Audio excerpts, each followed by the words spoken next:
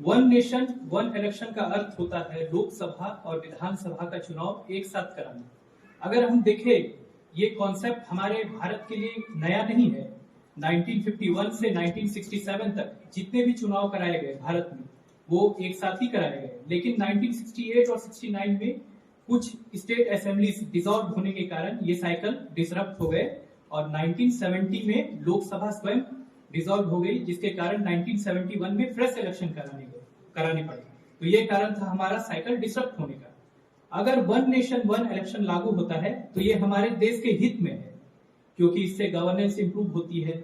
नीति आयोग 2017 में एक रिपोर्ट तैयार करती है जिसमें कहती है पिछले 30 सालों में ऐसा एक भी साल नहीं जब इलेक्शन ना हुआ हो, यानी सरकारें लगातार इलेक्शन मोड में रहती है और इलेक्शन की घोषणा होने के बाद मॉडल कोड ऑफ कंडक्ट लगा दिया जाता है, जिसके चलते कोई भी सरकार नई कानून, नई घोषणा, नई पॉलिसी को इंट्रोड्यूस नहीं करा सकती है।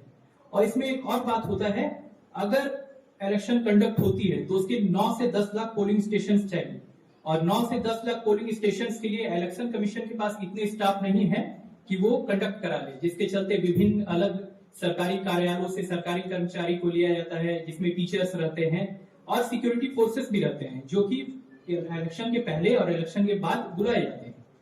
तो इससे काम हमारा रुक जाता है, स्कूल्स अफेक्ट होता है।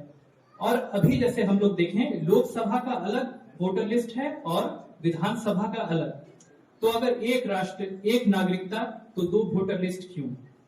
और वन नेशन वन इलेक्शन लागू होने से पैसे की भी बचत है। 2019 में अगर हम लोग देखें 60,000 करोड़ का खर्च हुआ था और एक स्टेट असेंबली में खर्च लगभग 200 से 300 करोड़ का होता है। और अगर ये सब एक साथ कराया जाए तो एक ही खर्च पे सब हो जाएंगे।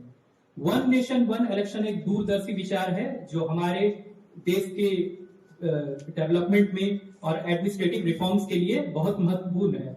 और ये समय की आवश्यकता है कि हम सब इस पे चर्चा करें और इसको मिलकर लागू कराने का प्रयास करें। धन्यवाद।